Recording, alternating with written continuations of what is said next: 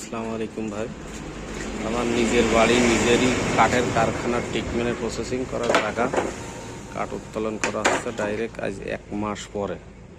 আমরা একটা কাঠের হাউসই রাখি দীর্ঘ 1 মাস। 1 মাস রাখার পরে তারপরে যেই তোলা হয় কাঠ পানি থেকে। এইভাবে প্রি ট্রিটমেন্ট প্রসেসিং কমপ্লিট করা আছে, সুন্দর এভাবে লোড হচ্ছে।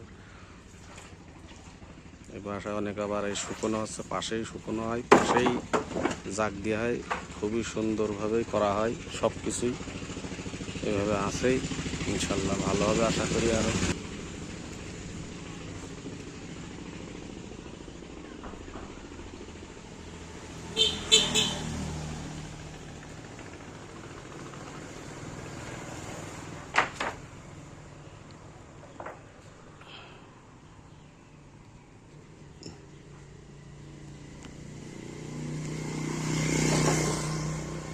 সালারে লিচু গাছে কি পোকা লিখলে, পোকার গাদায়।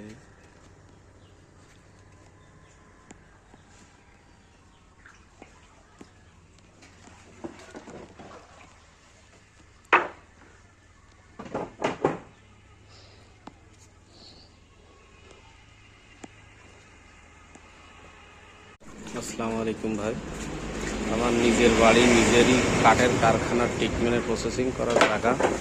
কাঠ উত্তোলন করা হচ্ছে ডাইরেক্ট আজ 1 মাস পরে।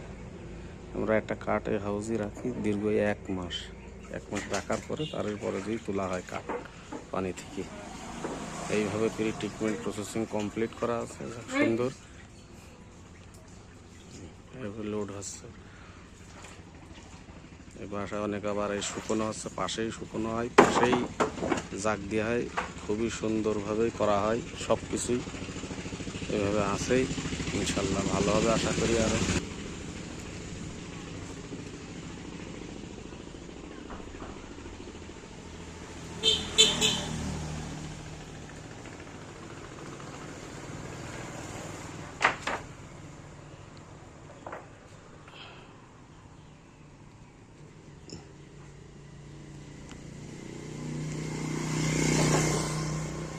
সালারে লিচু গাছে কি পোকা লিখলে, পোকার গাদায়।